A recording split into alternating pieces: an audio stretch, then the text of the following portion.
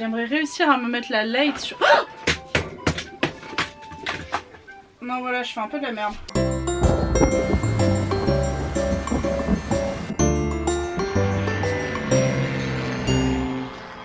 Bonjour à tous, c'est parti pour un nouveau top 10 sur cette fois-ci les 10 choses qu'on a détestées en Corée du Sud. Donc vous avez été nombreux à nous le demander et on a été super contents de voir que la dernière vidéo vous a plu. Surtout n'oubliez pas qu'on adore la Corée du Sud, mais voilà, comme on disait, il y a quand même des choses qui nous énervent et qui nous manquent pas du tout. Donc c'est parti pour ce petit top 10. Aujourd'hui on vous a dit pas de langue de bois, on vous dit tout ce qu'on pense. Mais encore une fois c'est à prendre avec des pincettes parce que bien sûr on adore ce pays, c'est notre pays de cœur. Et tout ce qu'on dit dans cette vidéo, faut surtout pas le prendre en mode genre ah font que critiquer, c'est pire en France. Non, on sait qu'en France c'est pas ouf non plus. Mais justement on a envie de partager avec vous ces choses qu'on dit pas forcément mais qui nous saoulent. N'hésitez pas à nous dire en commentaire si vous vous retrouvez dans ce top 10 et aussi ce qui vous énerve vous le plus personnellement en Corée du Sud. Et bien sûr on lit et on répond à tous les commentaires. Un point qui nous énerve énormément en Corée du Sud mais qui nous fait aussi extrêmement rire, c'est la conduite des Coréens. En voiture, c'est des dangers ambulants. Si vous n'avez pas assez de sous pour aller dans une attraction, pour faire Everland, pour faire Lotte World, mais pas besoin les gars, vous montez dans un taxi coréen, ils vous tapent des pointes à 120 km/h, surtout la nuit quand il y a quasiment plus de voitures. Un jour avec Sixteen, on est parti à Nami Island, on a dû prendre un car, et en fait voilà, il faut savoir qu'on montait dans les montagnes, et au début on paniquait pas trop, même si ok, il y avait des énormes virages, le gars il prenait les virages à 100 km/h, tu sais pas pourquoi, on se cognait dans tous les sens, ça nous faisait un peu rire, jusqu'au moment où vraiment on a commencé à paniquer, c'est quand le gars a arrêté le bus et a juste dit attachez vos ceintures.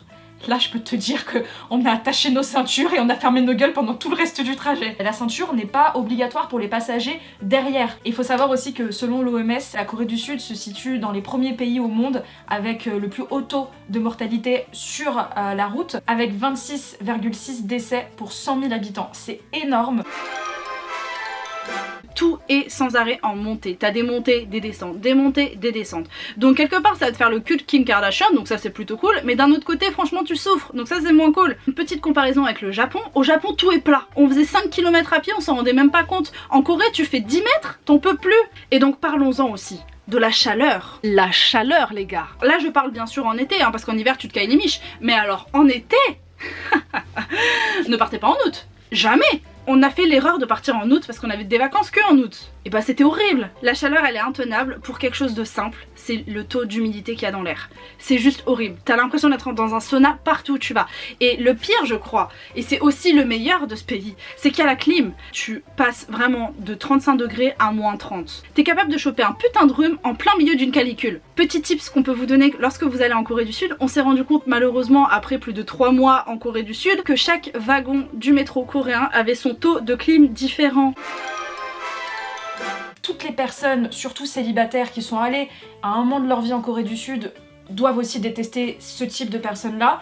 Je parle bien évidemment des couples. Le couple en Corée du Sud, c'est un petit peu l'emblème national, c'est-à-dire qu'ils sont partout. Tu pourrais te retrouver sur une île déserte, t'aurais quand même un petit couple derrière. Ils sont très très mignons hein, les couples coréens, ils sont beaux, ils se tiennent la main, ils sont adorables entre eux, vraiment le petit couple parfait des dramas. Après voilà, je critique, mais on peut pas tellement leur en vouloir, c'est parce que c'est vraiment dans leurs mœurs. Alors que nous en France, c'est pas du tout cette culture-là, tu fais ça en France, t'inquiète pas que tout le monde va t'insulter de canard et tout ça. Voilà, c'est compréhensif, mais c'est juste qu'en tant que célibataire, t'en peux plus.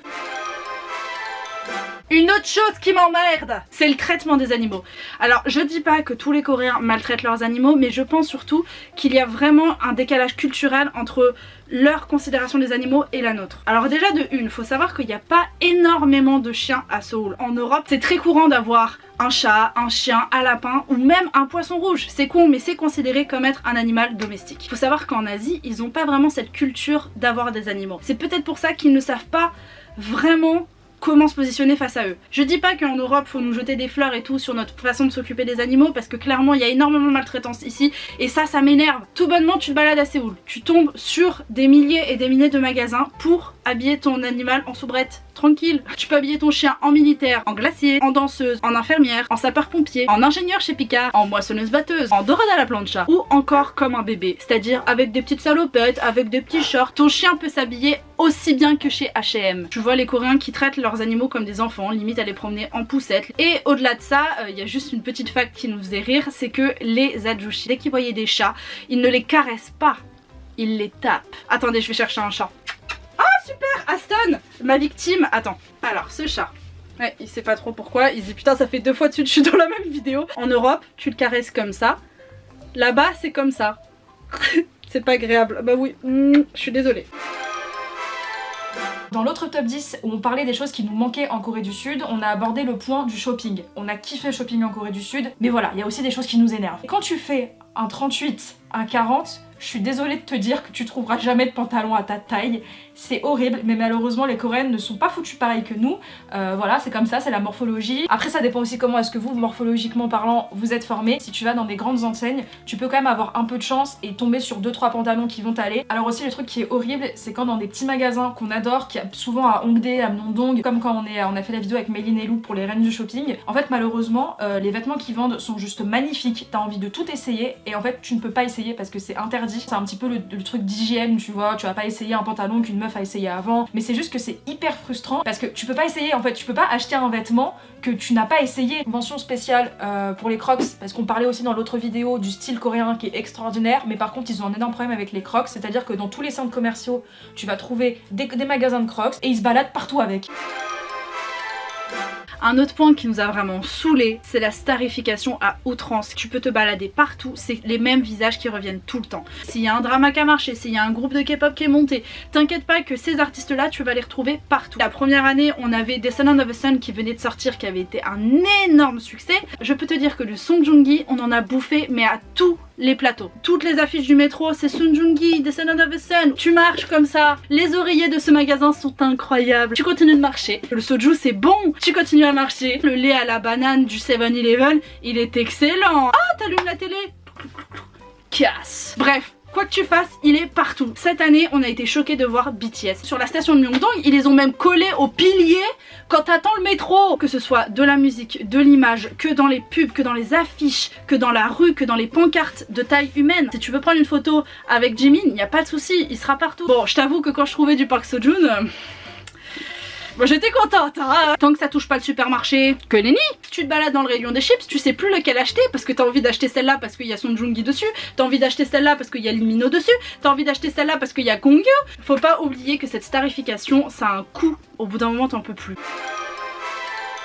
Vous savez à quel point on voue un véritable culte à la nourriture. On a vraiment de la chance en France parce qu'on est un pays quand même où on a accès à énormément de nourriture. Si un jour t'as envie de manger des pâtes bolo dans un restaurant italien, c'est bon, tu peux y aller. Si un jour t'as envie de manger une poutine, tu peux facilement en trouver. Alors qu'en Corée, c'est pas si répandu que ça. Après, bien évidemment, tu peux toujours aller dans des quartiers un petit peu plus cosmopolites comme Itaewon, où là tu trouveras un petit peu de tout. C'est ça en fait en Corée du Sud, c'est que tu peux facilement tourner autour d'un même type de nourriture et ça en devient un peu frustrant. Ils ont pas aussi la culture des desserts. Tu sais, nous on aime bien au restaurant, ou même quand on est chez nous, juste commander un dessert. Dans quelques restaurants, tu peux prendre un petit dessert, mais ça sera toujours un petit peu la même chose, des desserts typiquement coréens. Et surtout, en fait, ils te servent majoritairement que de l'eau. Et c'est juste que jamais ils vont vraiment te proposer, oh, tu veux un coca, tu veux un orangina. Et ça, des fois, t'aimes bien te prendre ton petit coca. Ma drogue, quand je suis en France, c'est les bonbons. En Corée du Sud, tu vas galérer pour trouver des bonbons, sinon tu vas te trouver un petit paquet de Haribo, je vous mens pas, avec 10 bonbons dedans, tu vas le payer 8 €. Pour les personnes qui adorent les fruits, malheureusement la Corée du Sud fait partie de ces pays comme le Japon, où tu veux t'acheter une petite pomme, tu vas la payer 4,50 €. Ou la pastèque, oh là là, la pastèque. Un autre petit point qui s'applique si tu visites la Corée au printemps ou en été.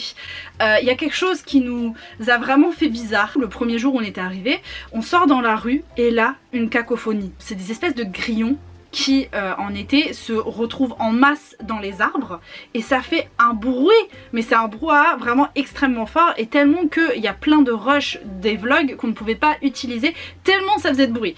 Donc quand tu vas notamment dans les parcs ou dans les endroits où il y a des grands arbres, je peux te dire que tu te souviendras toute ta vie de ce bruit. Je sais pas si on entend la caméra, un bruit, et bah c'est les cigales. Une petite mention spéciale à la pression de l'apparence en Corée du Sud, notamment vis-à-vis des femmes. Par exemple, sortir dans la rue sans maquillage, c'est pas possible. Les seules filles que tu verras pas maquillées, elles ont un masque, un chapeau, enfin bref, elles se cachent. Encore une fois, c'est dans les mœurs, donc eux, je pense pas que ça les dérange tant que ça, mais c'est vrai que ça fait bizarre d'un point de vue occidental de voir le nombre de filles qui ont cette pression en fait de devoir sans arrêt être belle, sans arrêt être bien coiffée, sans arrêt être bien maquillée. Tu verras dans les métros, presque toutes les meufs, elles sont avec leur petite glace à se remettre de la poudre, etc. pour être sûr que tout va bien.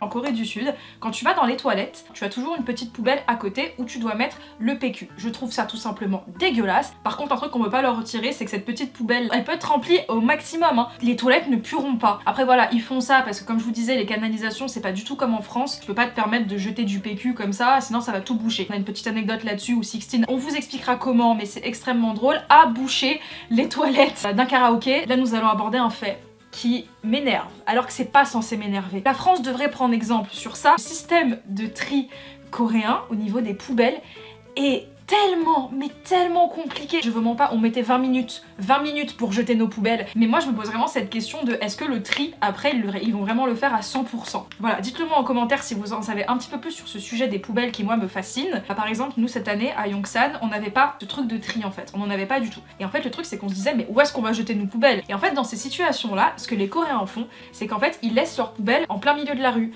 Donc des fois tu te retrouvais le soir avec des tas de poubelles en face de chez toi, ce qui était le cas chez nous, contrairement à Paris où on va trouver des poubelles tous les 100 mètres. À Séoul c'est extrêmement rare de trouver des poubelles, ce qui fait que tu vas très vite en fait, ça va être pendant très longtemps te balader avec ton déchet. Après voilà, le truc qu'il faut pas retirer aux Coréens, c'est qu'ils sont quand même vachement plus propres que nous, les Français.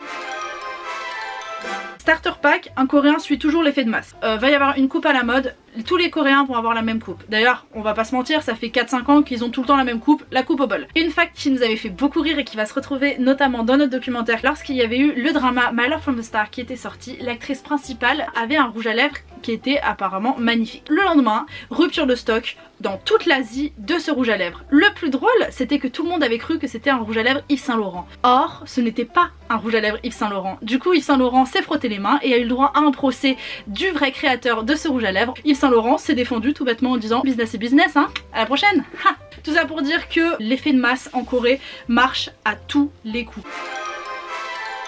Quand il pleut, tout le monde se casse. Donc c'est simple, ça nous est arrivé plein de fois d'arriver toute contente à la rivière Han, on arrive, on se pose, une goutte de pluie, c'est fini, il n'y avait plus personne. Fact ou réalité, mon correspondant de 2016 nous avait dit qu'il pensait que dans la pluie il y avait des particules radioactives et que c'était pour ça que tout le monde allait s'abriter. Autre point et pas des moindres, il ne se pousse pas, jamais. En tant que bon français qui a l'habitude à 7 h du matin d'être aux heures de pointe à Place d'Italie, t'évites tout le monde. Le Coréen starter pack, tes épaules, pouf, c'est du chamallow pour lui. T'as l'impression de t'être pris un tronc d'arbre, ils sont gainés des épaules. Je suis sûre ils font du sport juste pour te pousser comme ça. Dans une foule, ta seule survie, c'est l'esquive. Les Coréens, ils adorent cracher. Très sexy. Tu vas aller aux toilettes ou tu vas te balader dans la rue, tu vas souvent entendre un... La première fois ça nous a choqués. On était dans les toilettes et il y avait une Adjuma justement qui crachait comme ça, mais on était choqués. On s'est dit mais faut l'aider en fait. On n'avait pas compris que c'était quelque chose qu'on allait retrouver tout le temps, tout le long de notre voyage. On a eu que pour 8000 won et c'était... Donc ici c'est tout à fait normal de faire ça. On va pas se mentir, c'est plutôt les Adouchi et les Adjuma qui font ça. Et les Adouchi et les Adjuma, qu'est-ce qu'ils ont? La perle de quoi aussi?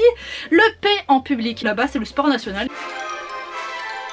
Le fait qu'ils se prennent en photo sans pression. Donc c'est à dire que tu te balades dans la rue, tu croises 15 milliards de mecs qui sont comme ça en train de se prendre en photo. Des mecs hein, pas forcément des meufs comme ça. Enfin bref, ils sont vraiment, ils kiffent ça. Quand on était à la plage, le nombre de couples qui venaient, t'es là, tu le regardes, tu fais oh c'est mignon, il faut une balade romantique. Non non non, en fait la meuf à un moment elle lâche son mec, elle court comme ça avec son chapeau, il la prend en photo, elle revient vers lui, elle lui dit ah non non non tu me reprends une photo, celle-là elle est pas belle. Il recommence, il fait son canard, là il prend les photos et tout. Puis c'est bon, elle a trouvé une photo qui lui plaît pour son feed Instagram, il se barre. Et t'es là en mode mais les gars, mais profitez du sable dans tes pieds. Donc alors ça c'est un truc qui nous a choqué et c'est très courant. Ils viennent prendre des photos dans des endroits iconiques et puis après ils se cassent mais sans profiter du moment. Alors les gars, on vous donne un petit défi, si on arrive à 900 j'aime sous cette vidéo, alors ce qu'on va faire c'est qu'on va vous préparer un top 10 des choses qu'on déteste le plus, mais cette fois au Japon. Et ça par contre, on a aussi des choses à dire. On a des choses aussi qu'on a kiffé, mais il y a aussi des choses qu'on n'a pas du tout aimé. Et ça, je pense que ça va être très intéressant comme vidéo. N'hésitez pas à nous suivre sur les réseaux sociaux. Nos Instagram s'affichent juste ici. Pareil, vous pouvez toujours vous abonner à la chaîne. On peut vous dire qu'on vous a prévu un programme de vidéos, mais incroyable. Et n'oubliez pas, à vendredi, parce qu'on se retrouve dans un vlog assez spécial, vu qu'on est dans un parc d'attractions. J'ai oublié d'allumer mes lumières. Oh, cheveux. 1, 2... Ah, ce chien! Putain, mais c'est une blague. Carlito! Je vais te saucissonner, hein! Un petit bœuf bourguignon là! Personne ne voudra te manger parce que t'es pas bon! Tu arrêtes, Mana, tu arrêtes! Et me regarde pas comme ça, hein! J'aimerais réussir à me mettre la light sur. Oh Non, voilà, je fais un peu de la merde. En fait, j'ai voulu faire un petit truc stylé et je sais... Oh non mais Inès, C'est mon café! le bruit, ça me fait sentir l'odeur. Et il est beau, hein. Il est beau. Et après, je critique la starification.